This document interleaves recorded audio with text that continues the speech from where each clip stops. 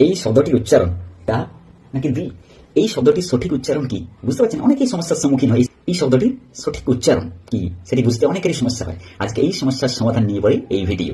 According to phonological rule, যদি ভাইওয়েল সাউন্ডের আগে ভাইওয়েল কতগুলি আছে না? এ, ই, আই, ও, ইউ, এই পাঁচটি, অথবা যদি কোনো ওয়ার্ডের উচ্চারণ কনসোনেন্ট হওয়া সত্ত্বেও তার উচ্চারণ ভাইওয়েলের মতো হয়, তখন যে উচ্চারণটি হয় সেটি হচ্ছে টি এইচ ই, দি। টি এইচ ই এর উচ্চারণ হয় কি না? দি।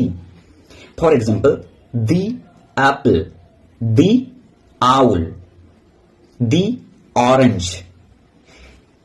অনুরূপভাবে যদি কনসোনেন্ট সাউন্ডের আগে এই ওয়ার্ডটি থাকে তাহলে এর উচ্চারণ হবে দা। এর উচ্চারণ কি হবে? এর উচ্চারণ হবে দা। টি এইচ ই এর উচ্চারণ কি হবে? দা। যেরকম দ্য বল, দ্য ব্যাট,